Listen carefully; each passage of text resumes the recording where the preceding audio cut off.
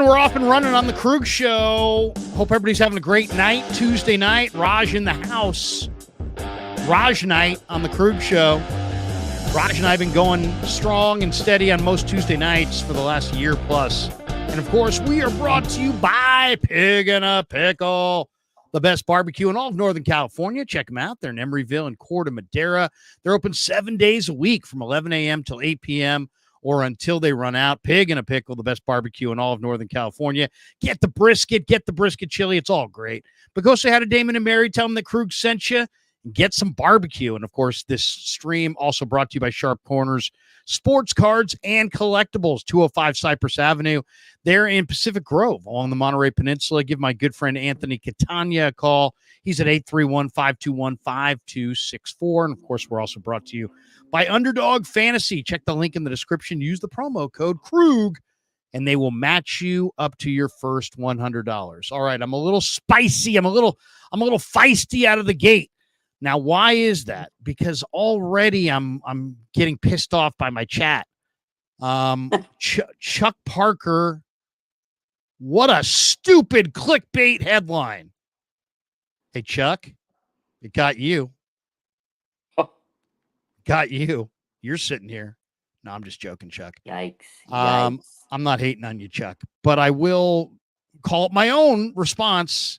I said, hey, Chuck, it's not a clickbait headline. It's a real story. So the live stream is entitled The 49ers, the Biggest Loser from the Offseason. And it really should have been kind of a question mark. But this was one of the stories that I when I was doing my deep dive this afternoon saying, what are Raj and I going to get into today? One of the things that came up was that there are people that believe that the Niners are one of the losers of the offseason. So why don't we start there? Mike Jones in The Athletic had his offseason winners and losers. And I'll just go right off the chute. His winners are Bears, Washington, Lions, Philly, Tampa. His losers are Buffalo, Carolina, Dallas, Jacksonville, Niners. All right, I totally disagree with the Bears thing because I think Caleb Williams sucks. And I think he's going to suck. And I think he's going to be a huge bust. So once again, if you believe Caleb's awesome, then you could say the Bears are big winners. But if Caleb's the bust that I think he's going to be, then they're not big winners. Now, I do agree with Washington as being a big winner. I do agree with Detroit being a big winner. I most definitely agree with Philly being a big winner. I guess I would push back a little bit on Tampa. Buffalo lost Stephon Diggs, or traded Stephon Diggs, they were forced to trade. Brandon Beane did not want to make that trade, I'm sure. Carolina, okay, I'd have to go look deeper. Dallas, I totally agree with. Jacksonville, I could see that. But Raj, what do you think? What do you think about Mike Jones in The Athletic? Are the Niners one of the biggest losers of this offseason in your mind? Yeah, a couple of things. First and foremost, Mike Jones. Who? Mike Jones? I don't even know. Mike Jones in The Athletic. Mike Jones? I don't know Mike Jones. I don't either. Who? Anyways, I wouldn't There's say a Raider linebacker, the Ram linebacker who made the key tackle on Kevin Dyson. Wasn't that guy? Wasn't that Mike? Was that Mike Jones? Who? I think that was Mike Jones. Okay. Maybe. I don't know. Music City Miracle Titans with my good friend Lo Neal fell Kevin Dyson 1 yard short, and Dick Vermeil. The tears were flowing, and Dick Vermeil was a champion. Listen, first and foremost, whatever Mike Jones, whoever this guy, I'm not really going to take what he says with a grain. I'm not going to take what it is seriously. I'm going to take it with a grain of salt. Are the 49ers one of the biggest losers? I don't think so. They're still a Super Bowl contending team. They added a lot of good players to their roster. I think me and you have talked about. I think they've really improved their secondary. I feel like they've improved their D-line, but they did lose some pieces, right? They lost some players on the D-line. Armstead, they lost the defensive coordinator. They got a new defense coordinator. Did they really upgrade their O-line? So, in a sense, there are questions coming off of the 49ers, who are the defending NFC champions. So, did they bolster their team enough to make it better? Probably not. It's probably maybe at least as good as they were, last season, which is an NFC champion. So, that's great. So, in a sense, I mean, I don't know if they upgraded their team good enough, but I think they're still a cream of the crop of the NFC, right? Now, I get it. A lot of those teams had a lot of hype. They spent a lot of money. The Bears, they brought in all these guys. Lions went out all out. They're trying to improve the roster to take out the Niners. Eagles, they got Barkley. They spent all this money. So I get where people are saying those teams are the flashy names. The Commanders went and signed 500 guys. They got, our former assistant GM, Adam Peters. So, like, I can see why people think they won. Jaguars, definitely, I agree with them. They were a loser. They spent all this money on Trevor Lawrence, who really hasn't proven himself, and they threw money to everybody, signed injured players. That's what they do. But Dallas, to me, is the biggest loser. I mean, they didn't sign anybody except Zeke Elliott. They still need a running back. They haven't paid CeeDee Lamb yet. But I think another reason why the 49ers might be tagged as a loser is because they still haven't extended Brandon Ayuk. But as we know with the 49ers, they have a guy under a big contract situation every single year, and they don't sign him till training camp. That's kind of like the way they do it. So, in a sense, the 49ers probably could have signed him earlier, but again, they're kind of stalling on that end. I don't know. I don't agree that they're the biggest loser, I but don't either. I will say this though, Larry. I don't know if they've improved their roster that it's better than it was last year. I think they're still as good as they were last year, at least to that point. I mean, I think that the Niners didn't do what the masses thought they should do and would do, and that is go into the offseason and draft 2 offensive linemen in their first 3 picks and really bolster that offensive line. I think if they had done that, but they don't always see their roster the way we see it. There were a lot of people that thought they were going to go for a safety, a couple years ago, and they didn't. They didn't draft a safety at all. So sometimes their view of their roster and our view of their roster are not one and the same. I think it's easy to look at the Niners and say, well, their offensive line sucked and they have to get an offensive lineman. And then they didn't get an offensive tackle. And all of a sudden it's like, they didn't do what we wanted them to do. They had a bad off season. But I don't know if you can say they had a bad off season based on, I think they acquired a lot of significant talent here. I mean, at wide receiver, they added Ricky Pearsall and Jacob Cowing. So, and Trent Taylor. That's pretty good. Along the offensive line, they didn't get a tackle, but they did draft Dominic Pooney. They had acquired Ben Barch late in the season. They like him as a center prospect. They signed Chris Hubbard, who's, I don't know how good Chris Hubbard is, but they also drafted Jared Kingston. They signed Drake Nugent, Bryson Mays. They brought in 4 offensive linemen, young offensive linemen. They also brought in Brandon Parker. So, I mean, they brought in some bodies there. At tight end, they brought in Logan Thomas, Eric Saubert, and Mason Pline. At quarterback, they brought in Tanner Mordecai and Josh Dobbs. At running back, they brought in Isaac Garendo and Cody Schrader. I like both those guys. They redid their defensive line, brought in Malik Collins, Leonard Floyd, Yatir Gross-Matos, Jordan Elliott. Evan Anderson after the draft. Shaquille Brown. They added Devondre Campbell at linebacker. They added Malik Mustafa, Renardo Green in the secondary. Tatum Bethune, another young linebacker. So I don't know if they had a bad off season. I guess my question or my measuring stick would be the line of scrimmage. Yeah. If their offensive line is bad this year, then maybe it wasn't a good off season. If their defensive line is not improved from last year, then maybe it's not a good offseason. But I kind of like Leonard Floyd, and I like Jordan Elliott and Malik Collins, and I'm not even sure that they're done upgrading their D-line.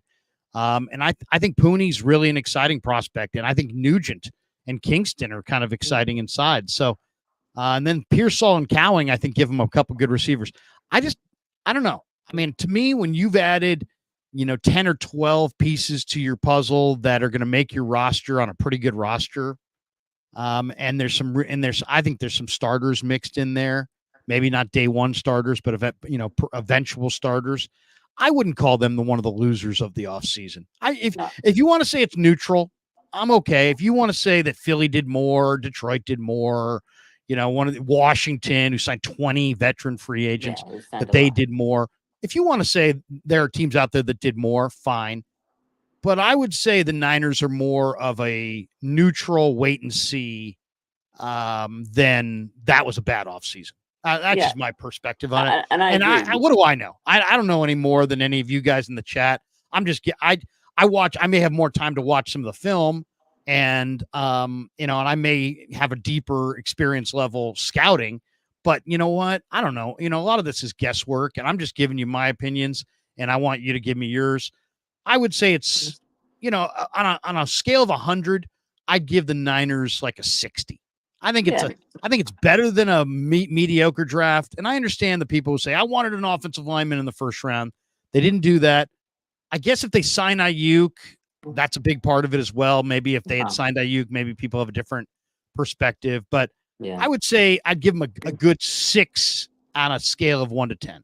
I mean, I think I was even higher. I say a 7 at least. I mean, I think Ayuk's a big part of it. I think that's kind of what factored the Niners in, in some of these signings and stuff like that. But I feel like a lot of times when these people are like grading off season and what they're looking for splash, and people they get so hyped up on the big names. But sometimes big names don't always correlate to greatness. I think it's about quality over quantity, and that's the Niners. They know who works for their team. Sometimes it's boring. Sometimes they get like players that you're like, who? But then they turned out to be good for the 49er system. Like all these years we've talked about, like Charles Menuhu, we get guys like that. You're like, who are these guys? But they become good players for the 49ers because they have good coaching staff. So I think that's part of it where it's a lot of guys with potential. If they reach their potential, it's like, damn, okay, the 49ers really added some great players.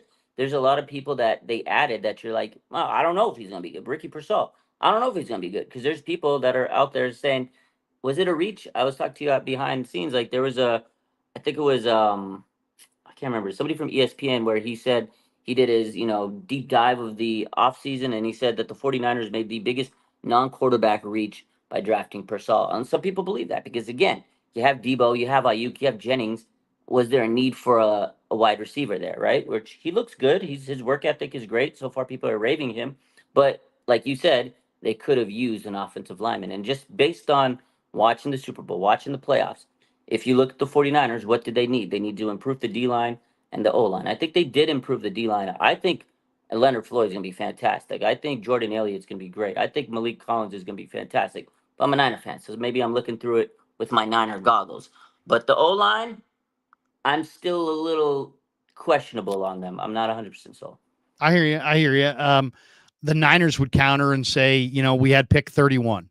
Yeah. And 8 offensive tackles went off the board before our pick, and we didn't want the 9th best offensive tackle, so we went receiver. It is interesting. ESPN, as you said, says Ricky Pearsall was the biggest non-QB reach of round 1. The Niners took him at 31. This was an article written by Seth Walder on ESPN.com. He gave the Niners offseason overall a grade of a B, so it wasn't like he panned their offseason. But he thinks that was the biggest non-quarterback reach in round 1. I disagree. Now, we'll find out over time. I definitely think that if you look at where most people had Pearsall rated, middle of round 2, some people at the end of round 2, for the Niners to take him at 31, if you're just basing the reach concept based on where the player was drafted as opposed to where he was mocked, then I agree with you. But if you look a little closer, I'll go in 2 different directions here. I think that the biggest reach of the first round was the Bears taking Rome Odunze at number 9. Everybody loves Rome Odunze because Rome Odunze is a great guy. But I think Rome Odunze is just a good but not spectacular wide receiver. He's not Malik Neighbors. He's not Brian Thomas. To take him at 9, Rome Odunze in the 9th pick overall, you watch a great college quarterback and a great college set of receivers, and usually one makes the other. Well, I think Michael Penix made, McMillan and Rome Odunze. I really do. I think those receivers for Washington are totally overrated. So the Bears went with Odunze, and I also think Caleb's overrated. So a lot of people think Caleb to Odunze is going to be like the next great combo in the NFL. I'm on the other end of that spectrum. I'm looking at double bust, or at least, 2 guys that were way, way higher rated on draft day than they will be rated after 2, 3, 4 years in the NFL. That's just my prediction.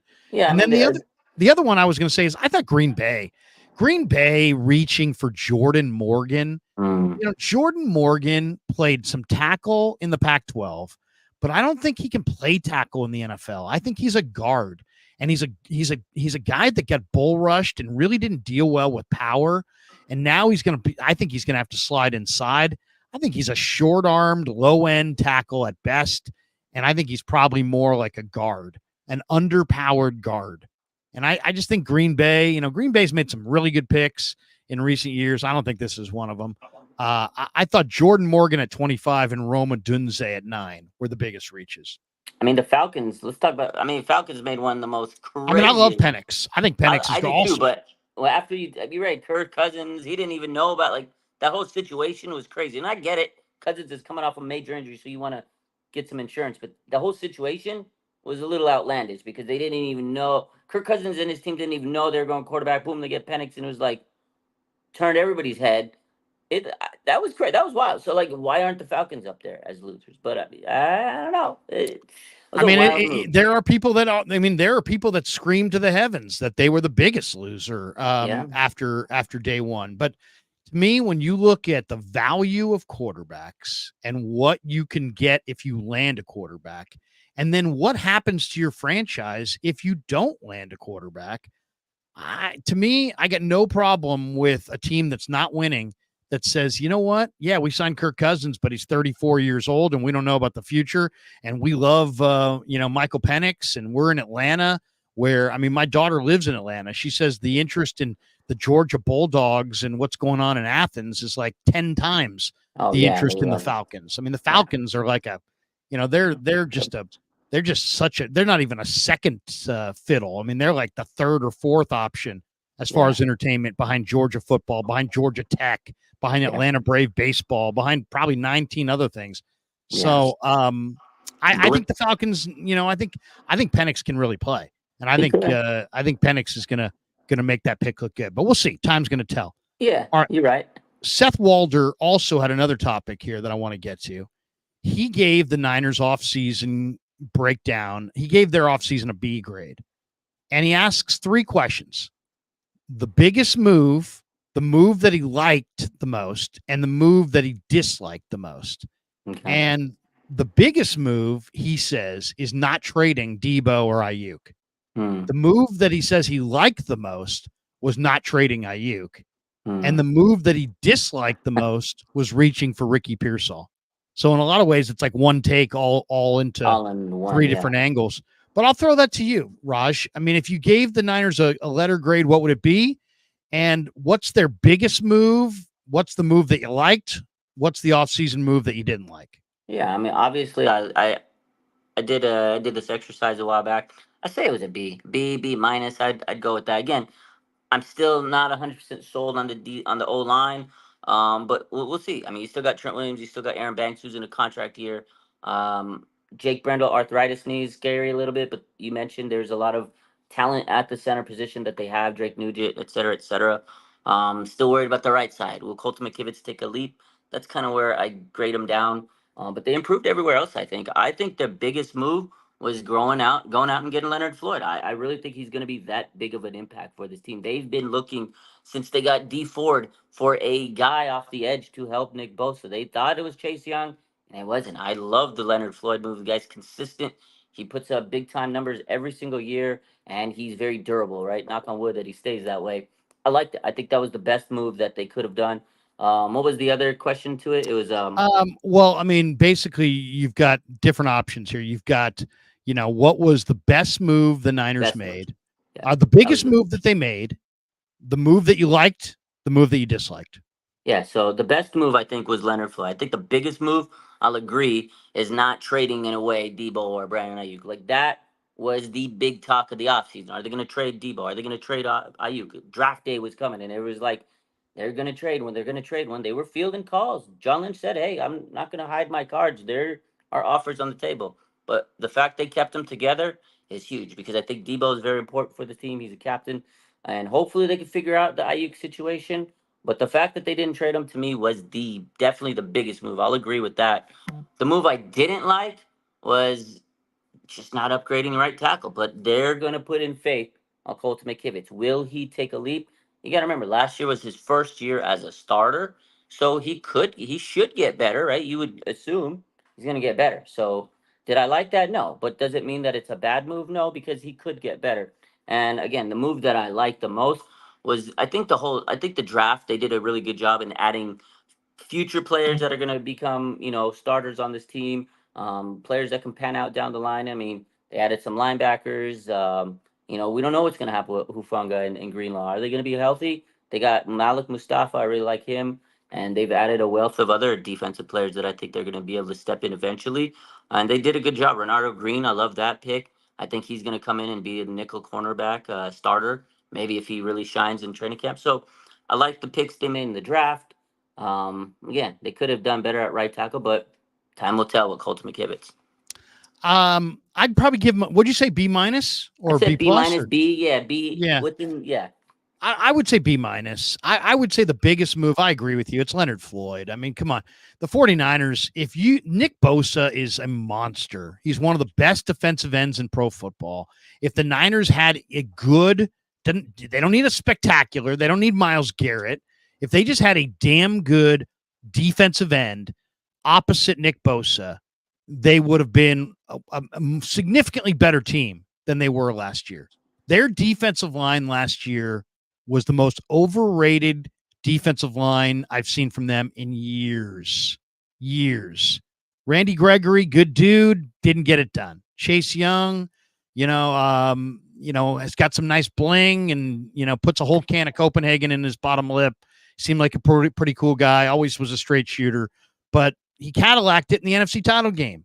Mhm. Adding Leonard Floyd, who's got unbelievable speed, size, length, explosiveness, and production, consistent production in different schemes on different teams and different conferences.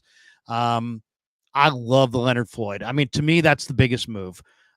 It's like, having Nick Bosa and then having nobody opposite Nick Bosa is like having a security system that's like the most expensive security system in the world and then leaving your garage door open. You know what I mean?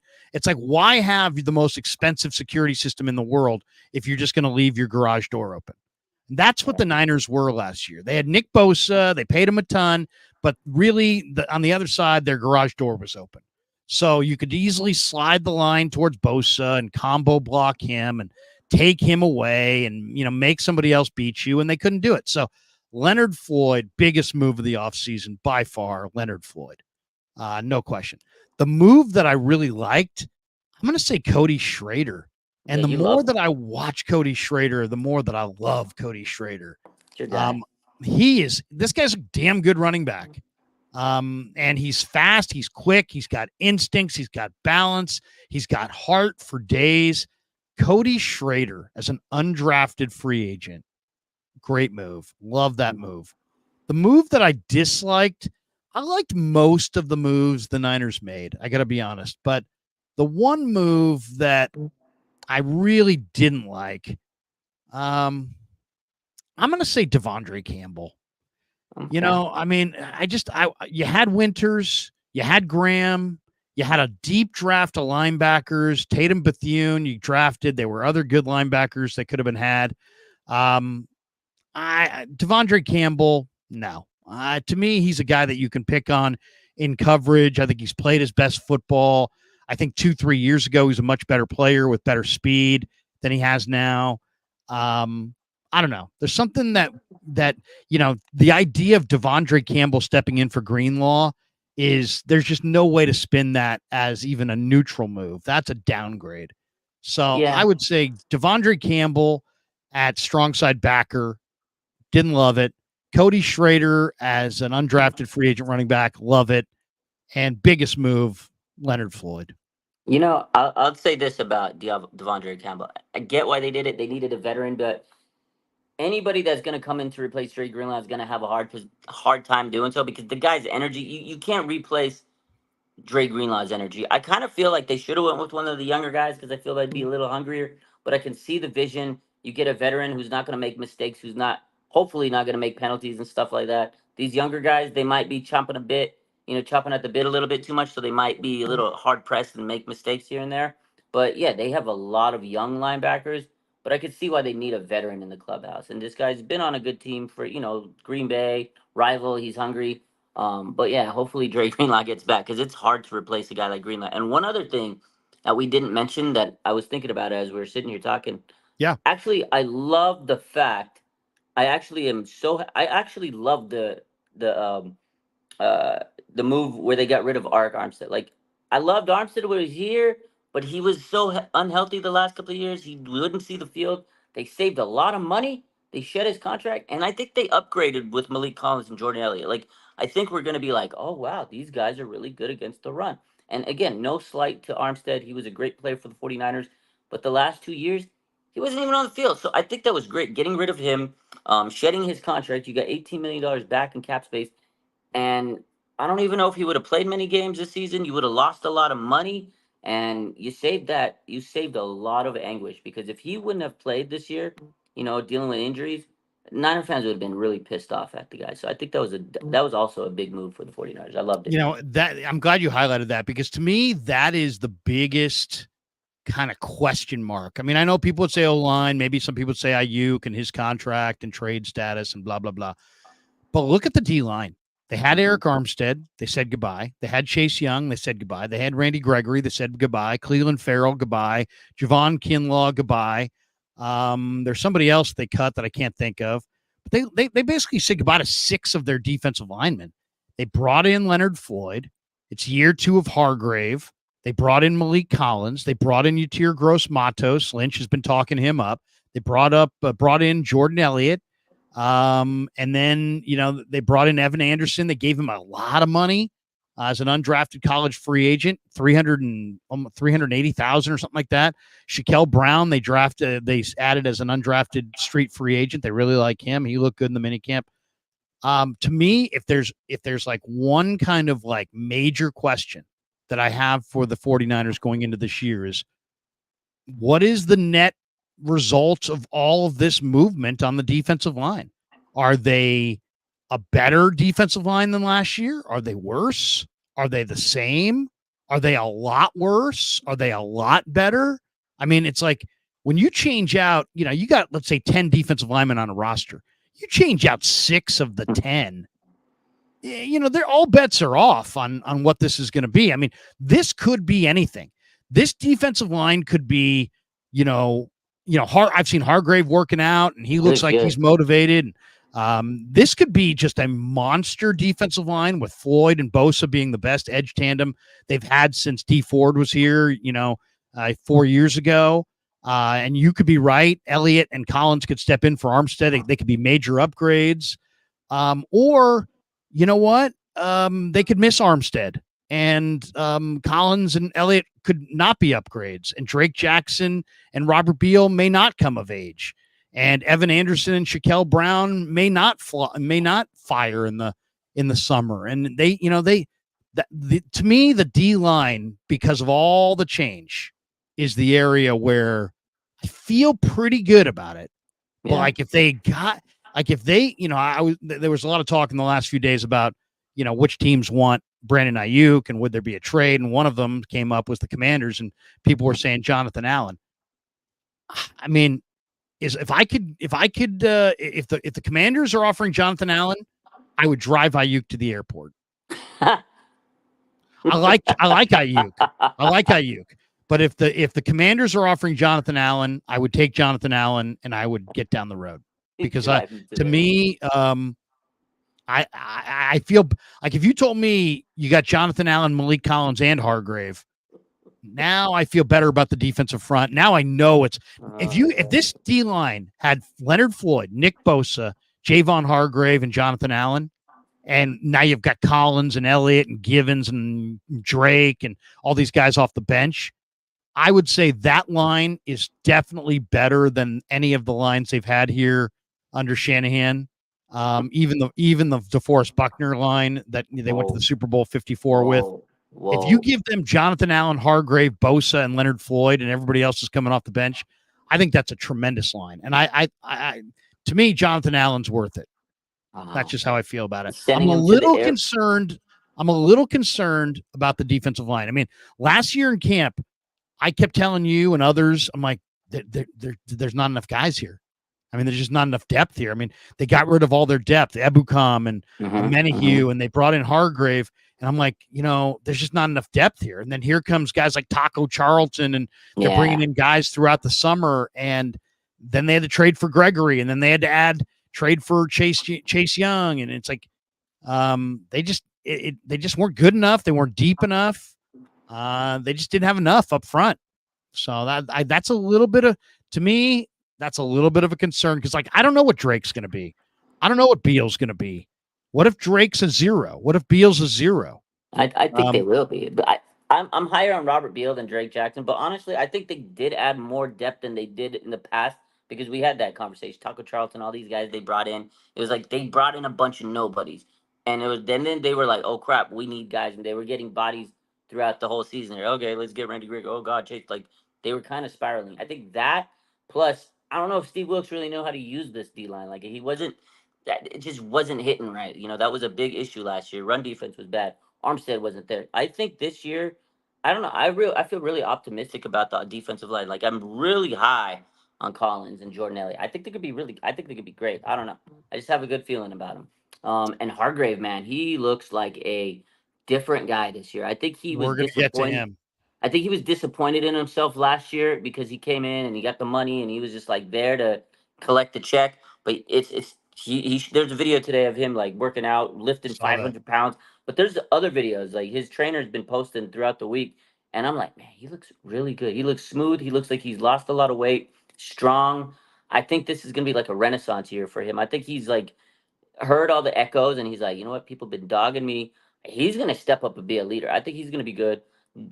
Leonard Floyd, we talked about. We both think he's the biggest addition for the team, or best addition. I really think his D line is going to hit this year, and I think they're going to be better. Now, the other key again is the defense coordinators. Sorensen and Staley. Are they going to be able to get the most out of this defense? Because that's a big key of this too. It's not just the defensive players; it's the defensive coordinator. Last year there was, rocks in the relationship.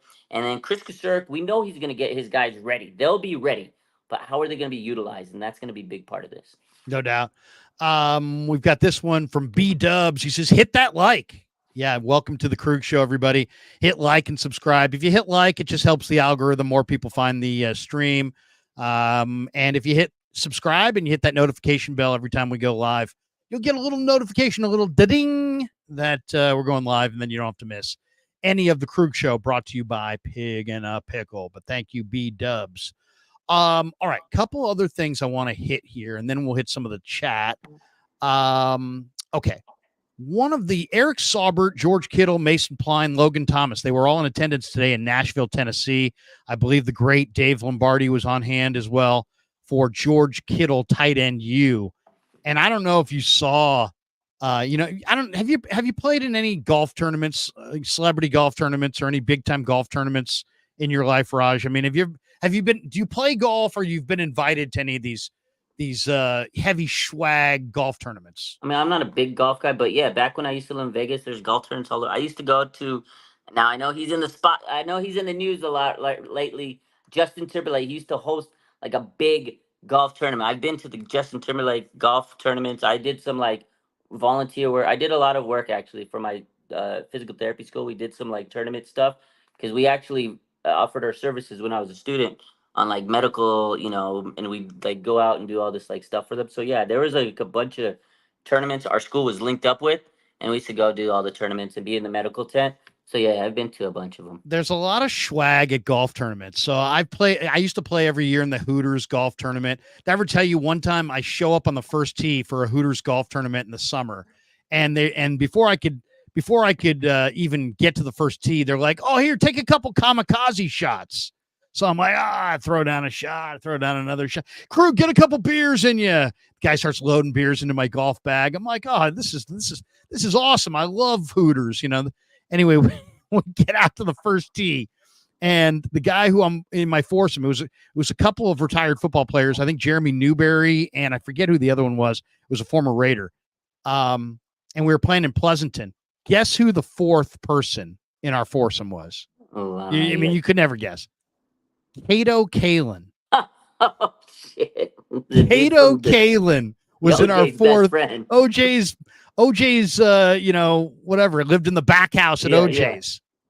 Oh my Needless to God. say, we talked a lot of OJ in that Oh, golf do you know tournament. the story? Do you know the I real know story? details that nobody else knows Oh, about Larry. OJ. No, Larry knows the truth. but yeah, it was me and He Kato knows- Kalin. But what I was going to say is that we got swagged out big time by Hooters. So like, I think they gave us like Nike. I mean, everybody got fitted for like Nike golf shoes. You got a brand new golf glove.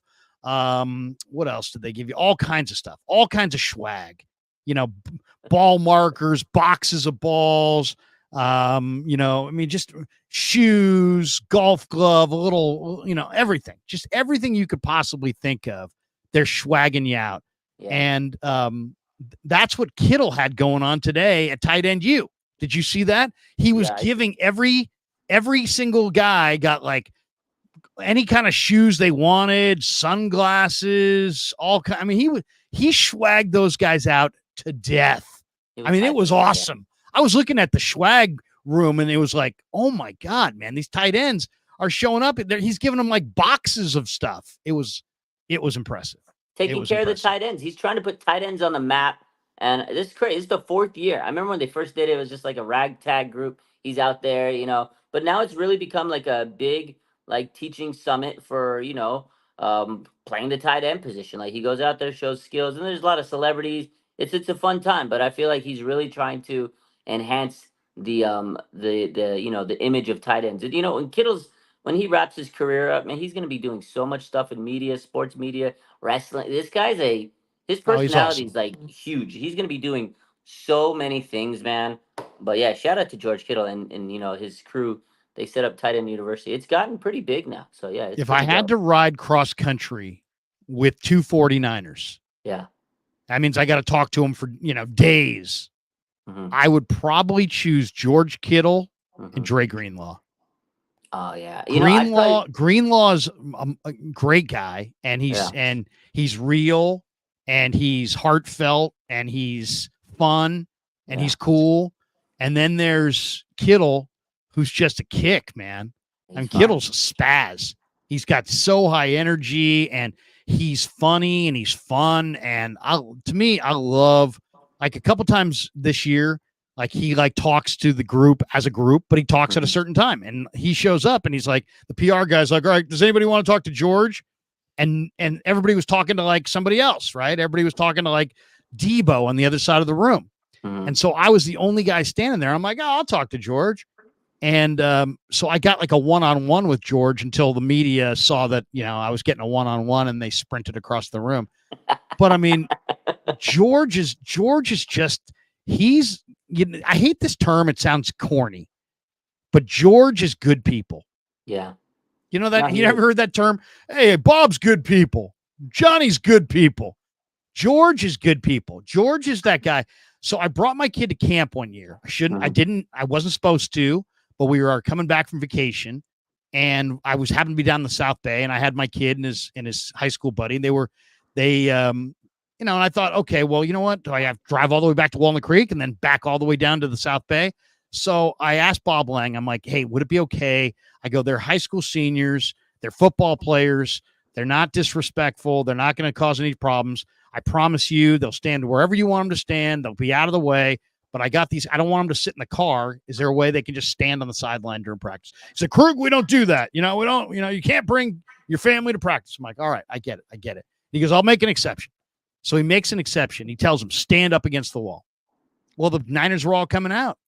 And, the players all walk by, and a lot of the players kind of giving the guys like a head bob because they could see the football helmet on their golf shirt, said Northgate football. They could tell they're high school football players. And other young high school football players, for whatever, somehow make their way to camp somehow. Yeah. George comes out carrying his helmet, bouncing along. It's 97 degrees. He's getting ready for a hot training camp practice. He's like, hey, what's going on, fellas? Shakes their hands. Hey, I'm George. Like they didn't know who he was. Yeah. I'm George. Hey, where you guys go to Northgate? Yeah, you guys going to have a good season? How'd you guys do last year? Oh, really? What position do you play? I play this. I play. Yeah. Oh, hey, man, you guys want to take a picture? Oh, yeah. Hey, man, have a great summer. Have a great year this year, guys. Go Niners. That's awesome. It was like 90 seconds, right? It made a huge impact. Yeah. Yeah. I mean, my kid's like, dude, George Kittle's super cool. And his friend's like, Dad, George Kittle, his friend's like, George Kittle's an amazing, nice guy. I'm like, and they're like, is he just that way all the time? I'm like, that's him. That's who he is. He's a good guy, and that's the thing. He's just a normal guy. And I asked him about it a few weeks later. I said, George, I brought my kid out here. Man, you were so nice to those guys. I go, where does that come from, man? I mean, you're busy, you're pro, you got all these other things going. He's like, Krug, it wasn't that long ago. I was in high school. He goes, I was them. Like seemingly like 45 minutes ago. And so when I see them out there at training camp, I'm like, I know what it would have meant to me to have an NFL player come over and ask me about my season. So I just put myself in their shoes and I go, dude, you're golden, bro. You're golden. Yeah. He's a good dude. He's golden, dude. I mean, he really is. I've heard that, like, he's told that story. I think, I don't know, maybe it was the same interview. I may have told that story before. You may have, but I know it's like, I know I've heard the audio, whatever, but that's the thing. He said it before. He goes, when I was a kid, I used to go and wait for hours till, and I think I can't remember the player. Maybe it was Brian Urlacher. He says he came up to him and like talked to him, and it made his like world, so he knows what it takes. If you're there and you give this kid 10 seconds more than the next player, they're going to remember you more than anybody. Like, oh my God, he made it personable. He made it about the person, the player. And if you ever go to the training camp practices and you watch afterwards and signing autographs, he'll sit there and he'll sign and he'll be there for longer than he needs to be. Like, he's one of the guys that stays. And Hufunga's another guy. He'll stay and sign everything till he is, sweating to, profusely. But those two, like, that makes a big difference for the Who was the guy you just said? Hufunga. Yeah, Hufanga. Yeah, he's another good dude. Awesome dude. Yeah, he's another good dude. I mean, Hufanga is like almost hard to believe how good a dude that guy is. Such a nice guy. But that's that island vibe, man. The folks from the island, they're so nice, man. I've never met it's like when you're truly nice tough. When you're truly a tough guy, you don't have to front. Yeah. And that's what Hufanga is. Hufanga is truly a tough guy. And he doesn't have to front and act all tough because he is tough. But he's he's the kind of guy that, good dude. If you have a daughter, you're sitting there and you're like, I hope someday she brings home somebody like, want to Talanoa Hufanga. Yeah. Yeah. Because that's the guy who's going to be like, stand-up guy. Respectful. And, he's got the perspective and he's just a dude, just a really cool dude. And I'll say this, the Niners have a bunch of guys like this. It's, there's probably 10, 15 guys in the room that are really great guys.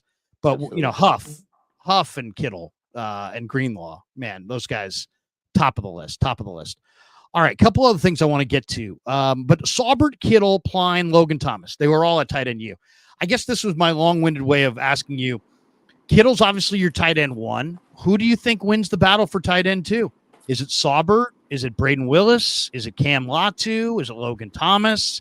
Is it Jake Tungs? Is it my guy, Mason Pline? I'll say this. Just the fact that Mason Pline is in Nashville for tight end U makes me think that he's got a pretty good chance to make the team.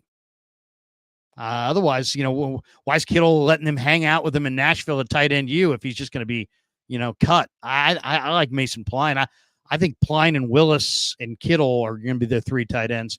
Who do you got? Who's your tight end 2? Oh, what happened? Did we lose Raj? Did I lose you, Raj? Yeah, for a second. My bad. Okay.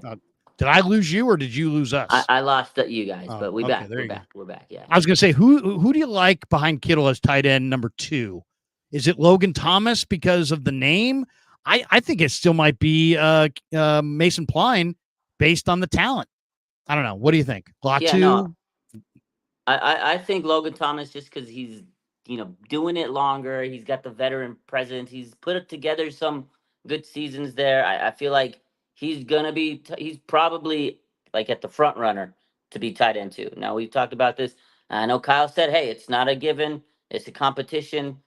I do like Mason Pline, but he's undrafted. He's still untapped. Like he's got to go into camp and show that he belongs on the damn team first and foremost. But sure, this tight end, competition, it's going to be very wide open because not a single one of them has a leg over anybody else. I think this is going to be one of the biggest competitions in training camp, because not a single one of these guys, I think, is a lock to make the roster. P-Line, Sauer, Logan Thomas, not a single one of them is It's wide guaranteed to open. make this roster. It's wide open, Larry. But I think, if gun to my head, and if I had to make a decision right now, June 18th, Yeah. 2024, I'm going Logan Thomas. I'm going 49er underscore throwback here. I'm going Braden Willis. We'll see. I think Braden Willis looked good. Look really good I hope in the so. minicamp. I mean, hope this guy can. I'll say this about Braden Willis: guy can catch the ball. Okay. Guy can catch the ball. Now I don't know if he can block anybody, but he can catch the ball. That's big time. You need to be. That's a big question. That's a big question. Yeah, I don't know if he can block anybody. You know who has a lot of catching up to do, though, is Cam Latu. That man, you got a lot of catching up to do. But he's athletic. We'll see if he can. He might be the best athlete of the group. Okay, a couple more. I read this today. The Niners, have the number one percentage chance of winning the Super Bowl according to ESPN Analytics. Niners have a 16% chance of winning the Super Bowl. Kansas City is the second at 12% chance. But how about this? In 3 of the last 6 seasons, so in half of the last 6 years, the team that had the best preseason chance to win the Super Bowl, according to this measuring stick, ESPN Analytics, ended up winning the Super Bowl. So three of the last 6 seasons, the team that had the best percentage chance of going to the Super Bowl, according to these guys, went to the Super Bowl and won it. This year, it's the Niners. Hey, if that means we're going to win it, do it. I don't care about the numbers anymore. I just want to see them do it, Larry. I hear you. Talk is cheap. Numbers are seriously cheap. Just need it. Just throwing that vibe out there and see where it goes. Okay, couple other ones here. Nick Sorensen. I thought Nick Sorensen was unimpressive the first time I talked to him. And then between the first time I talked to him and the second time I talked to him, it's like somebody got to him and told him, hey, Nick, loosen up, lighten up. You're a bright guy. Just go out there and be loose. I thought he was way more expansive in his answers, way less he seemed defensive the first time we talked to him. The second time he seemed in command, in control, like he had been coached up a little bit. I'm not saying it's, a presidential debate and he's been, coached up or put on some kind of drugs or anything.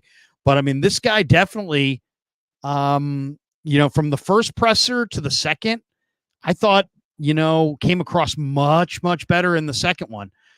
Let me ask you this. Do you think Sorensen can reignite this 49er defense that lost Armstead, won't have Greenlaw, lost Chase Young, lost Farrell, lost Kinlaw, won't have a Fonga maybe in the first half of the year? And I don't know if it's first half, but maybe the first month. Can Sorensen, in your mind, do the job?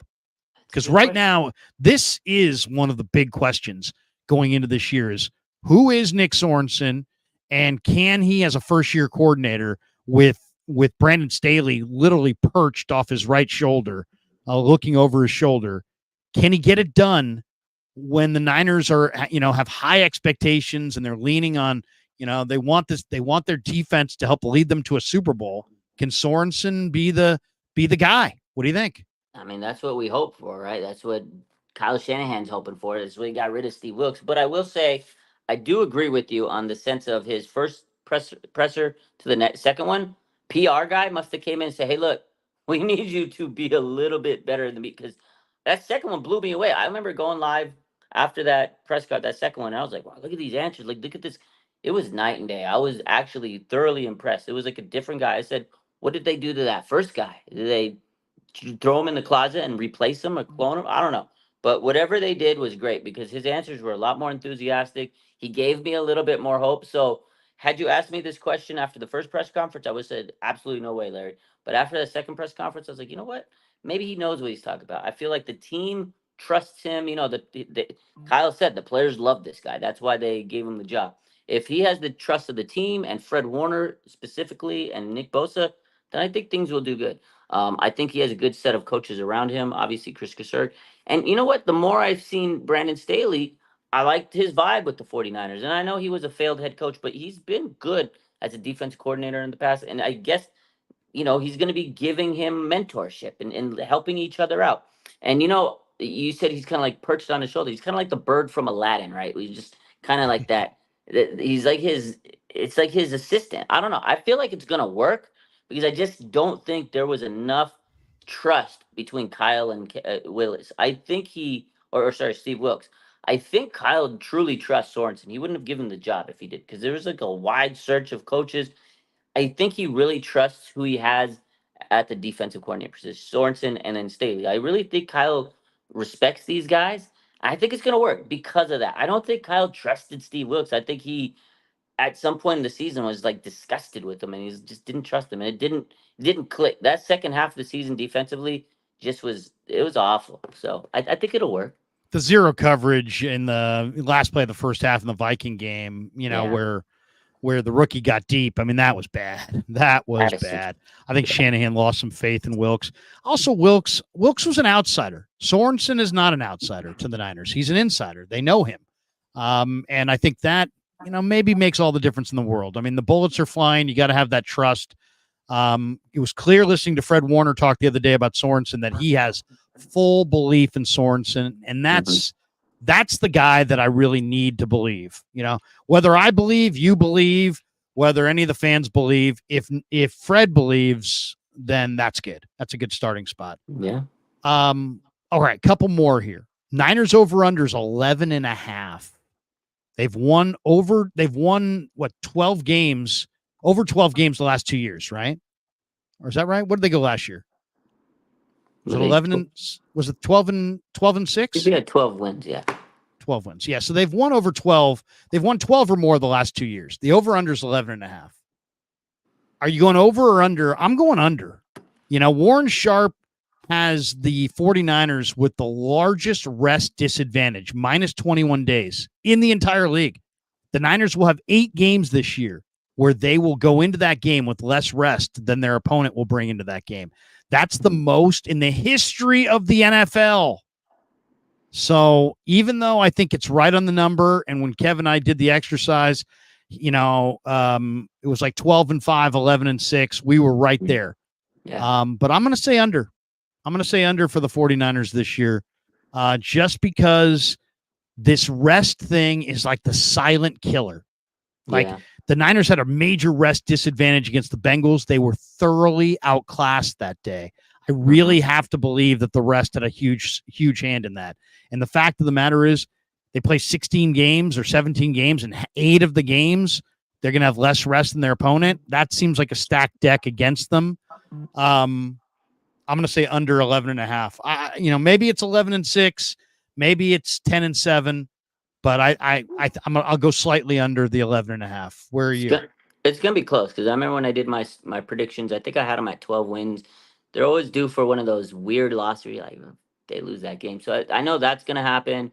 New defensive coordinator, like we talked about, kind of getting the jitters. Greenlaw, Huff. Without them, how are they gonna fare early on? I mean, there's gonna be some losses that we're gonna be pissed off at.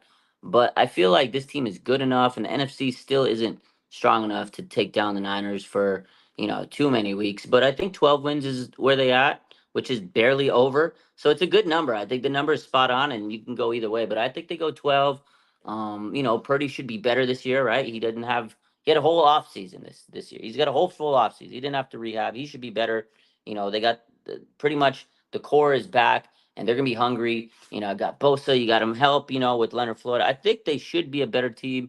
There's gonna be some weird losses, and teams are gonna be gunning for them because they are the NFC champions. So I feel like taking the under is a safe value because teams are going to be coming at them that you don't expect them to lose. But I do have them winning at 12. I mean, this team is too talented to be losing games, to teams that they should be beaten. So, end of the day, primetime games, I think the Niners are going to shine. This team has been consistently making it to the playoffs these last couple of years. I got them at 12, but anything could happen. If they only win 11, I'm not going to be surprised at it. I'll make this prediction. They will win no games that Brock Purdy doesn't start. So he better start them all. he better start. UC Steve says, I think 49ers will make it to the playoffs, but I feel Arizona will be a huge surprise in our conference. That's interesting that he likes them as a big surprise team. That being said, this is kind of an interesting stat I read today. I thought I'll throw this to Raj. There are 4 teams that last year were playoff teams that Vegas is projected to have losing seasons this year. Browns, Rams, Steelers, and Bucks all made the playoffs last year. All are projected to have losing seasons this year, according to the Vegas over-under. Wow. That being said, if I say to you, because every year there's some team, that is the NFL. The teams that make the playoffs this year don't make the playoffs next year. Teams that were, you think of Houston last year, they won 3 games the year before. 3 games. And they look good at times against Baltimore in the second round of the playoffs. So Houston was the surprise team last year. Who's your surprise team this year? I'll give you the teams that lost double digits last year. Jets, Pats, Titans, Chargers, Giants, Commanders, Vikings, Bears, Falcons, Panthers, and Cardinals. All those teams lost 10 or more games. Who's your surprise team this year? I guess it's easy to say the Chargers with Harbaugh, I guess. I think the Chargers definitely will. It's not a surprise. They should be better. They coaching staffs drastically changed. They added a lot of players, and I think the vibe is up there with Harbaugh and everything. And they shouldn't have lost that many games last year with the talent they have. So I think Harbaugh will coach them up. I don't think the Jets is a surprise because hey, they didn't have Aaron Rodgers last year. If they had a good quarterback, they probably would have won a lot more games. Right? They were pretty competitive. Defense kept them in games. But this is a make or break season for Robert Salah, I think. But I think they'll be close to making the playoffs. That division stuff. Honestly, a lot of those teams I can't see making a huge jump because I feel like a lot of them are still in rebuilding mode. Out of all those teams, though, I would maybe roll the dice on either the Commanders or the Falcons. Falcons should be better. They were kind of a playoff team in that NFC South, which is a terrible division, but they got Kirk Cousins, upgraded the quarterback. So they could probably, compete with the Saints up there in the NFC South. And then I'm kind of surprised that they have the Browns not making it. I mean, that team defensively is just as good. I think that defense could carry them pretty far. And then the other team, I guess I could say oh crap, what was the other team? I said the Falcons, and then maybe the Commanders will be better, but I still don't see them making the playoffs just because they're still kind of rebuilding and gelling that team. I think they'll be a much improved team, but I don't think they'll be like a playoff team. Just like I think Arizona will be scrappy this year, but I don't see them making the playoffs just yet. I think they'll be much improved, new coaching staff. And Marvin Harrison Jr. is that's gonna be a tough matchup. That's gonna be a tough matchup. Here are my surprise teams, and I don't even know if they were even that big of a surprise. But I like the Chargers to go from worst, to a playoff team. They were 5-12 last year. Harbaugh will turn that thing around year one. I like the Colts. I think Anthony Richardson is really, really good, and I like the Colts to get off the canvas. They were 9-8 last year. I think they will be better this year. And I'll tell you this. I think the AFC Championship game is going to be the Chargers and the Bengals in Cincinnati. Wow. And I think it's going to be Cincinnati beating the Chargers to face the Niners in the Super Bowl for the third time. Woo, Joe Burrow goes from worst to first in the AFC North, and the Bengals win that division and go to the Super Bowl and face the Niners in the Super Bowl. God, wow. I like the prediction. I like Joey B. I like Joey B versus the Niners. I love it. Wouldn't that be good? All right, 2 last ones here. Brandon Ayuk this week. I've kind of buried one of the leads, but we'll talk about it here. We saw him talking to Jaden Daniels, and he's like, they don't want me. They don't want me back. And then Mayoka went on KMBR, and he's like, I find it very hard to believe that the Niners don't want him back. And Adam Schefter talked today on ESPN and said, it's not that the 49ers don't want him back. They don't want him back at his price. They want him back at their price. It's a negotiation. So what was your takeaway watching Ayuk tell Jaden Daniels, they don't want me back for real? What'd you think of it? What'd you think of it? First and foremost, I woke up yesterday when it first happened, I woke up, opened TikTok, and that's the first thing I see. And I'm like, what the heck? And then as I'm seeing it, everybody's posting it. And I'm like, oh, God. I thought it was so silly. Like, he's laughing in it, like trying to hold back laughter. And in the caption of the video, he says, I'm laughing, but I'm crying for real. And then you got the girlfriend. Oh, they told me to vlog it. It's all shenanigans. I know it's leverage tactics. And what Schefter and Rappaport are saying is, hey, look, it's not that he's saying that they don't want him. They don't want him at the price he wants. It's the 49ers that have all the leverage. They're saying, hey, look, we've offered you like $26 million. It's like double your salary. Take it or leave it, because you're on the books for $14 million, whether you like it or whether you sign a contract or not. You're on the books for $14 million this year because you're fifth year option. I think Ayuk's just trying to drag this out, getting some leverage, put some pressure on the Niners, and saying, "Hey, look, I want out, this and that." But you know what's going to happen? July, as it always happens by training camp, both sides will come to an agreement. I thought the video was just so silly. Like, it seemed like satire. Again, when his girlfriend was like, "Oh, they're telling me to vlog it," and he's like laughing, and I couldn't take it serious, Larry. I was laughing the whole time I was watching. It's like, come on, Brandon. Is this what we're doing? Is this really what we're doing on a Monday morning? Seems like he gets a kick out of it, to be He honest. does. Yeah. Seems like he gets a kick out of it, which is kind of whatever. I mean, you can judge that for whatever it is, but Yeah. I don't know. The guy's a good player for sure. I'd love to see him back. Is he coming back? Is he not? I don't know. I don't know. I think he is. You know, there was an article I read today, 5 teams that could trade for Brandon Ayuk if the Niners can't strike a deal. And the 5 teams listed were the Commanders, who obviously have his former college teammate Jaden Daniels. They played together at Arizona State. You got Adam Peters there. They got $37 million in cap room. The Steelers, who have been linked to Ayuk the most. Obviously, they want another receiver. They traded Deontay Johnson. They got $15 million of cap room. They would love to pair Ayuk with George Pickens. The Patriots, who are in full rebuild mode and have the worst weapons of any team in pro football. They also have almost $50 million in cap space, the most of any team in football. The Chargers, who kissed off Keenan Allen and Mike Williams and are leaning on Ladd McConkey. And, you know, some people might say Detroit because they got $40 million in cap room. The other people have speculated maybe the Raiders, maybe Jacksonville, maybe the Colts. They all have lots of cap room and could make a trade. If I say to you, Ayuk wants $33 million, you know, he doesn't want Jefferson money. That's the good news. But the bad news is he wants just under Jefferson money. And let's just say the Niners are just not there. They don't want to pay. I mean, think about it. All these top paid wide receivers. I looked at the top 25 wide receivers. Guess how many of the top 25 wide receivers have won a Super Bowl? Paid wise. Not a single one of them. Not a Three. Single? Three. Okay. Cooper Kupp. Okay. And then outside of Cooper Kupp, it was Mike Evans and the other guy in Tampa. Chris Godwin. Chris Godwin. Godwin and Evans in Tampa, and then Cooper Kupp, and then Tyreek Hill won one, but it was before he won it with Mahomes. Kansas City with Mahomes before Mahomes, he signed the Tom contract. Brady, and Matt Stafford. So none of these high paid receivers have won the ring for the most part. I mean, there's 25 of the top 25 highest paid receivers. 3 guys have won rings. 22 have not. So maybe paying these wide receivers just through the nose maybe isn't the recipe to win a championship.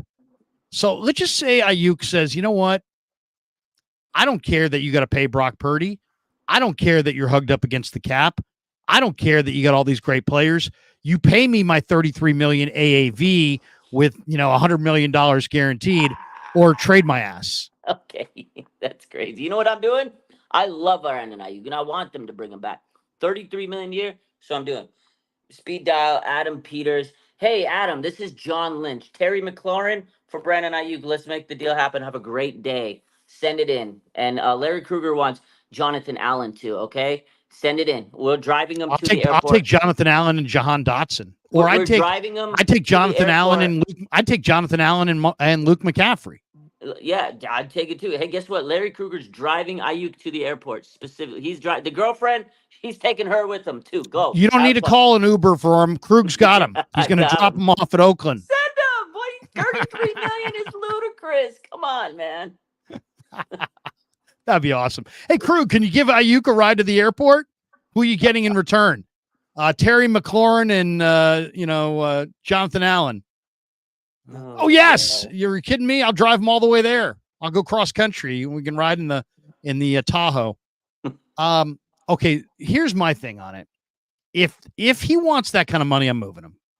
And I'm not thinking twice about it. Now, the move that I'd love to get though, I'd love to get something out of Washington. But the only thing about Washington, I don't know that you're going to get McLaurin. And if you're not going to get McLaurin, now you're giving Jaden Daniels, Brandon Ayuk, and Terry McLaurin. He's got Scary Terry and Ayuk, and Ertz, and a run game, and a bunch of guys on D.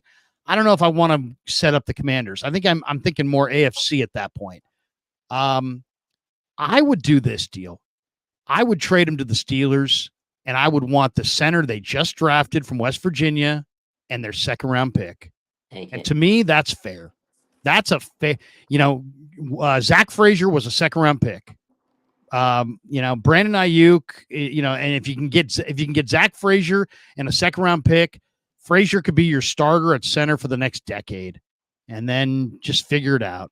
Figure it out from there. Get a second round pick and Zach Frazier, move him to the Steelers, let him pair with Pickens, and then plug in Frazier along your offensive line and start building a wall around Brock Purdy. That would be my plan. They do need to build a wall around Brock. So, I mean, worst case, if he wants $33 million, I'm on board, Larry. Make it happen. Okay. Yeah. Okay. So I know it's good to know. All right. Give me the one player that you're most excited to see. Because, Raj and I will see each other at camp this summer. That's what I love. I love when I think some of the happiest days of the year, I think of some of those, the fans are going crazy and it's perfect weather. We're standing there in Santa Clara. It's 92 degrees and Raj and I embrace in right behind the bench there on the far sideline. To me, Raj, those are some of the great moments of covering the Niners. I don't know why. Just the carefree nature, the fans, the content creators, the enthusiasm, all is right with the world. Those are some of my favorite days of the year. Yeah, it's a good 2 weeks, man. It's a great 2 weeks. Yeah. It's awesome, man. It's so much fun to be out there. Yeah. If I say to you, give me the player that you're most excited to see this summer in Niner camp. I'm not saying this guy's the best player. I'm not saying this is your favorite player. Just give me the guy that you're like, man, I can't wait till they put on the pad so I can get to see this guy this summer. Who are you looking for? I mean, I want to see Ricky Pearsall, see what he's all about, the first round pick. I want to see. I mean, this is the guy they drafted first round. They haven't had a first round pick in 3 years. Him and defense, man, I got to see Mooney Ward. I want to see him because last year, Mooney Ward, other than Brandon Ayuk, Mooney Ward was like the guy in training camp. I want to see him. I want to see him dog it out again because other than Brandon Ayuk, like Mooney had everybody in a vice grip. He had Debo clamped. He had Ayuk. He had everybody just sick to their stomach. And then he got a groin injury, and Brandon Ayuk was cooking everybody. But when he was out there, Mooney was like clamp city. I got to see Mooney Ward again this year. Yeah, that's a good one. That's a good one. I'm gonna go Malik Mustafa, who just looks so impressive on the practice field. I mean, he really is impressive. And then I would say Jacob Cowing, just because of the speed. And I got to see Evan Anderson, he's 315 pounds. This guy was grossly overweight in college, but I feel like the Niners have caught lightning in a bottle here. This kid is down to 315. Kasarik says that's what he's going to play at. He's got great strength, great feet. I think he's kind of an underrated sleeper. I think there's a job there if he plays hard and plays well in the preseason. I'll say Mustafa Cowing and a flyer on the undrafted defensive tackle, Evan Anderson. I think Anderson might be something. I like that. I also want to see Jair Brown, second year. I got to see him. I think he's going to take a leap this year. Like, we saw Hufanga. No, there's no doubt he is. That year 2 leap from Hufanga, I think Jair Brown's going to do the same thing. I'm hyped to see him. And then your boy, Schrader. I got to see Cody Schrader. Like, I know Cody Schrader. That's the guy. Cody Schrader is to me. I'm waiting more for the preseason for him, just because the way it works. It's hard to really see how good the running backs are until it's live. If he's so good, they can't cut him because he'll get picked up on the wood. Like, he might be that good enough that he forces a trade. That's how good I wanted him to be. If he's that good, Elijah Mitchell or Jordan Mason can trade this offseason. That's how I think you're right. That's how good he needs to be. As much as I don't want to predict it, I think you're right. I think Mitchell or Mason get moved for Schrader. I think Schrader takes a spot. By the way, the Niners rookies report July 16th. The veterans report July 23rd. I think the first practice will probably be the 24th or the 25th. Yeah. And I will be there, and Raj will be there as well. Boom. All right, let's hit some supers, and then we got one last one with the Say Hey Kid. And then we will bolt for the door, but let's hit the supers right here and let's hear the star chat. Some of them are not super. Some of them are just some that I put out here. Paul Lou says, now that Kevin's done with school at Cal Poly, he needs to be a full-time co-host. I'll tell him he's in the other room. He's getting ready to go to Europe. That's right. Kevin and his girl are going to Europe for a month. So Kev, if you notice this channel starting to really suck in the next month, it's because Kev went to Europe. No, we'll still have lots and lots of good content and keep the thing rolling. But I don't think you will. Kev will be doing a lot more content and a lot more involved with the channel as soon as he gets back from Europe. So as soon as training camp starts, Kev will be a regular. We'll do our Wednesday night call-in show. And we get this one from 49er_throwback. He says, Kevin is busy. Kevin is busy. We got this one as well from JC Montana. Congrats again to Kev. Yep, absolutely. And we got this one from 49er_throwback. He says, congrats, Kev, on graduation. Is that clapping? Has the best father, Larry. Man, time flies. R.I.P. Willie Mays. Heartbroken. Which rookie are you most excited to watch come training camp? I'll say Schrader. I'm really excited to see Schrader. I got to see Persal and Renardo Green, man. Yeah, Renardo Green, too. 49er throwback says, congrats, Kev. Has the best father, Larry. Man, time flies. Okay, so you basically did that again. One was a super. Busy B drops this one. Drake is not done. Is he talking about the rapper? No, Drake Jackson. Drake Jackson. Drake, I don't think Drake's done either, but he cooked, man. But I might have to bust out a little money in the grave. And listen. There you Larry go. With the reference. Look at you. Reference. It's in my Apple Music. I've got a little money in the grave. I'm impressed, actually. Yo, that's impressive. I can quote several songs from DaBaby if you'd like me to go there. I'm good tonight, but maybe next time. Holy I'm good tonight. Yeah. PDX Niner. I liked our offseason. It was modest, and everybody signed a reasonable deal. And then he said, we need to make similar moves to signing Charvarius Ward. It exceeded expectation. UC Steve says, what happened to Moody? I don't know. What happened to Moody? Nothing. Nothing's happened to Moody. Blood Moon, Moody's there. Blood Moon says Niners earned play-in little hardball since they never franchise tag at all. They've done right by players. If the locker room is what Kyle Shanahan and John Lynch built, they would understand. Okay. Yeah, I hear you. Okay. Thank you, Blood Moon. And Paul Newland says, pig in a pickle. There you go. And then, of course, California Man 4000, RIP Giants legend Willie Mays. And Knight says, RIP Willie Mays. And why don't we finish with the Say Hey Kid? It's one of the highlights of my career. It was 2000. The Giants were playing a series against the Yankees before they opened Pac Bell Park at the time. And Willie Mays was in the dugout, and I had a chance to interview him. And I was intimidated, and he was intimidating. And I'm not, you guys know me. I don't get intimidated. I just don't. But he was my dad's favorite player. All I can just remember my father talking about Willie Mays, and he would just say, he was just the best. He was the best. The guy played so hard that he literally would collapse, and it happened to him several times throughout his professional career. But rest in peace, the Say Hey Kid. 1931, he was born. He played, obviously an incredible career. Played with the New York Giants. Giants came west in 58, then played with the San Francisco Giants, then was traded for Charlie Williams. And when Horace Stoneham could never financially take care of Willie, and they traded him back to Joan Payson, the owner of the Mets, who promised to take care of him for Charlie Williams, and Willie finished up with the Mets in the early 70s. When I was too young. I was born in 70, so Willie, by the time Willie was done, I never saw him play live, but 2-time MVP, 12-time Gold Glove winner, tied for the most ever, 24 All-Star games. You got to be fucking kidding me. 24 All-Star games, tied for the second most. Yeah. They played 2 there for a while. That's how he had so many. 6,080 total bases, 4th all-time. 660 home runs, 6th all-time, and it doesn't speak to it.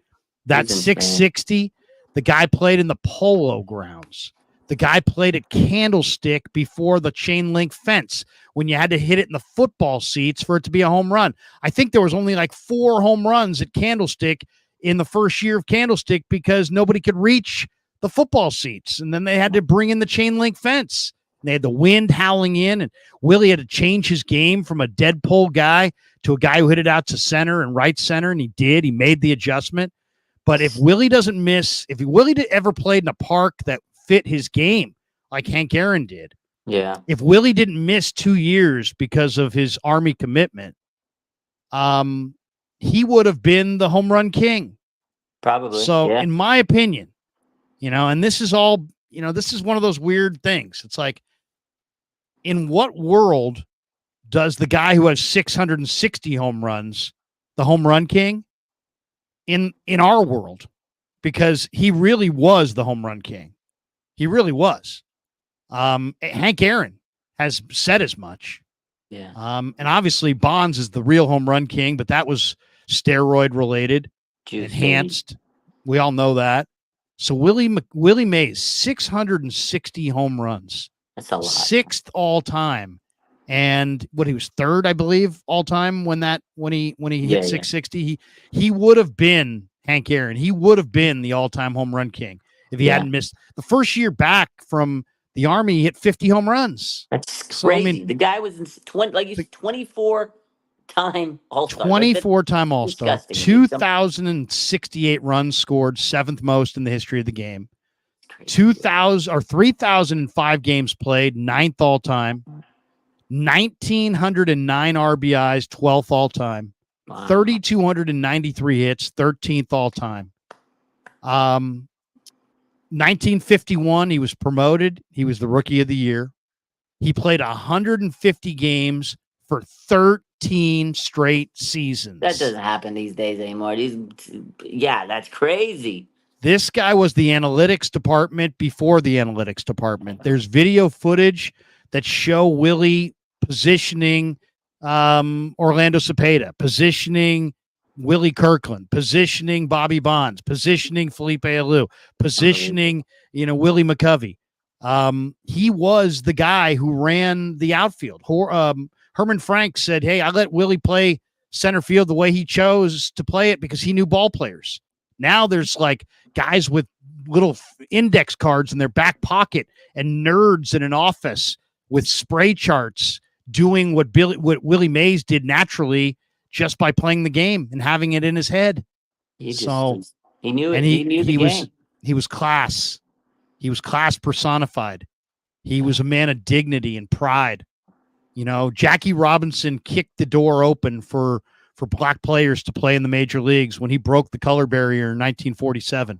And by 1951, Willie and others came along and they went through that door, but they still got taunted. They still had, people, saying terrible things to them. And he just never allowed it to ruin his enthusiasm for the game, his enthusiasm for people. One of the greatest athletes in American sports history. And he won the Presidential Medal of Freedom, the highest civilian award that is given to anybody in our country. He was awarded that. To me, it's also the timing is so unique. 2 days before Willie was set to be honored at Rickwood Field in Birmingham, Alabama, when the Giants played the Cardinals. He was going to be the central focus of that thing, whether he was there or not. And he still will be.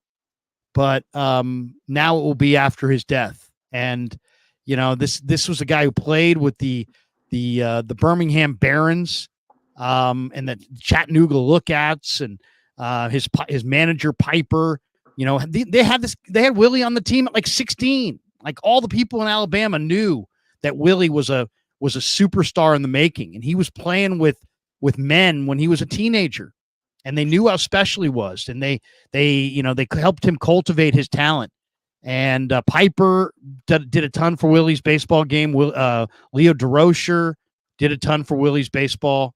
Went to the Hall of Fame in '79, first ballot. His 24s retired by the Giants and the Mets. He was a member of the All-Century team at Fenway Park in 1999. World Series champion in 1954. The best. I remember talking to my dad so many times about Willie Mays, and he literally would just be like, simply the best. Just the best. He went first to third, always. He went second to home, always. He ran the bases with reckless abandon. He played center field as well as anybody has ever played center field. He was a true 5-tool player. He could hit for power. He could hit for average. He could run. He could throw. He could field. He was everything. He was absolutely everything. And it's an amazing thing if you watch the retrospective that they do on NBC Sports Bay Area. John Miller makes the point that when he got called out of the minor leagues in 1951, he got called to New York City. He didn't have an agent. He didn't have a handler. He didn't have anybody who could help him along and here, Willie, this guy's going with you. You can fly to New York and he'll take you to the ballpark and they're going to pick you up in a limo. No, he got a plane ticket. He flew to New York. He got off the plane. He had to find his way to the ballpark. Wow. And when you think about what Willie Mays was able to accomplish coming from Mobile, Alabama, and making it in New York City, and he was the biggest star in New York City. Mantle, Mays, and Duke Schneider all played center field in New York, in one city, in one, at one point in history, and with the Dodgers, Yankees, and Giants all there in New York in the 50s. So, numbers don't, it's like I saw a thing with Harry Edwards where he said, you could talk about Picasso and to say, describe it as, splotches of orange and purple and this, but it wouldn't speak to the genius. And you could throw out numbers about Willie Mays, but it doesn't speak to the genius. And then when you're talking about the total player, but then you're also talking about the total person. The man was dignified, and he was proud, and he was loved baseball, and was a great, maybe one of the greatest ambassadors for baseball. Yeah. And we lost him today at 93. And I heard Dave Fleming say it in the broadcast. He got choked up. He's like, I don't even know how to say this. And I didn't know what he was going to say. He kind of held it off. But we lose the Say Hey Kid, and just, I don't know what else I could say. I mean, baseball is the sport that is passed down to you from your dad. Mm-hmm. And my dad was the guy who, with Father's Day just passing, there were so many days he would work hard and come home and play catch with me in the driveway. And, as a little kid, I didn't realize, my dad just worked all day at the office, and now I'm telling him to go upstairs and put on his tennis shoes and throw the tennis ball with me in front of the house. And he always did it. And it's just like, I think of him. I thought of him on Father's Day and how much I miss him and love him. And I thought about how many stories he used to tell me about Willie Mays and watching Mays at Candlestick, and before that, at the stadium, the field, they over by J. Borg Lumber, where they played when they first came out. But my dad was a huge baseball fan, loved Willie Mays, had nothing but respect for Mays. And he would start talking about Mays. He'd be like, kid, he was just the best. He was just absolutely the best. And I think Ray Ratto, to me, is a great wordsmith in that retrospective. I thought had the greatest line about Willie Mays. And his line was that Willie Mays was the signature player of baseball's most talented era. And that's really what it was. I mean, the greatest depth of talent the game's ever seen was in the 50s and 60s. And he was a little bit better than Aaron. And Clemente was great too, but he was a little bit better than Clemente. And Mantle was great too, but he's a little bit better than Mantle. And Duke Schneider was damn good too, but he was a little bit better than Duke Schneider. And Stan Musial was great, but he was a little bit better than Stan the Man. And even San Franciscans had a hard time because they loved Joe DiMaggio. He was from North Beach. He was their favorite son. But Willie won them over, and we lost a true legend. There aren't that many legends. And he was a true legend of the game. Yeah. I thought NBC Sports Bay Area, sometimes their post-game show is just too suck up for me, right? It's too glowing about a mediocre team. But today I got to say, Ramirez and Aurelia, Wotus, they had Ken Griffey on, they had Dave Dravecki on, they had JT Snow on, they had all these highlights. They did an incredible job. Absolutely incredible job at celebrating the life of Willie Mays. So R.I.P. to Willie Mays, man. R.I.P. to Willie Mays. And Mitchell and Ness's Giants playing at Rickwood Field Thursday to honor Willie Mays. It's going to be a special game. Yeah, I'm going to tape that one. Nathan Banks is R.I.P. to Willie Mays himself. God bless the Say Hey Kid and his family. Seal Stadium. I'm sitting there talking about the ballpark. I can't even remember Seal Stadium. But yeah, and somebody made a suggestion, and I love the suggestion, and I hope they go for it. 24 should be retired. Yeah. It should be retired.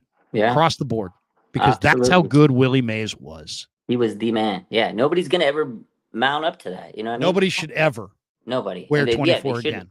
It's unbelievable. He was the man. Like you said, a legend. I don't know if you saw Barry Bonds, but he kind of gave him a little send off on his Instagram. He says, I am beyond devastated and overcome with emotion. He goes, I have no words to describe what you mean to me. You helped shape me to who I am today. He goes, thank you for being my godfather and always being there. He says, give my dad a hug for me. And he says, rest in peace, Willie. I love you forever. And then he puts say hey. And that's it. That was a good way. Awesome, man. Yeah. And when I think of, Willie was a great Giant. And I can remember an older Willie Mays, obviously, coming to spring training with the Giants in '89, and he worked with Kevin Mitchell that year on his hitting and his defense. And what did Mitchell go do? He won the National League MVP. He hit 47 home runs. I don't think I've ever seen a baseball player have a more destructive year at the plate than what Kevin Mitchell did in 1989. 47 home runs. 125 RBIs. Everything off of Mitchell's bat that year was loud. And he worked every day in spring training that year with Willie Mays. And he played a very good left field. He won the MVP of the National League, and he deserved it. So incredible. Absolutely incredible. No question. The GOAT. Yeah. Kenny says you guys refuse to go to sleep. Now we're gonna call it right here. Yeah. Anyway, rest in peace, Willie Mays, and our prayers and our love go to his family and every one of you who loved him. We share that. We share that as Bay Area sports fans. He was ours, and he was special, and he was the best. And think about it. Think of the impact Steph Curry's made. Mm-hmm. He's the best. Think of the impact that Barry Bonds has made. Joe Montana. They were the best. Willie Mays. He was the best. Absolutely the best. Rest in peace, Willie Mays. All right, that's going to do it for us. Raj, have a great night. Thanks to all of you guys. Appreciate every single one of you. Tomorrow, by the way, last week we caught up with Brent Jones. We're going to put that interview out tomorrow. So that interview will be coming out tomorrow. Also, we're hoping to catch up with Marty Lurie tomorrow and do a stream tomorrow talking about the Say Hey Kid. Also tomorrow at 8:45, Damon Bruce stops by. We'll do a little live stream with Damon. Thursday night, Dieter Kurtenbach will be in the house. Friday, Chase Sr. will join me in the morning. Saturday morning, the coach will be by. For Raj, I'm Larry. Have a great night, everybody. Thank you for tuning into the Krug Show. Love every single one of you. Once again, rest in peace to the Say Hey Kid.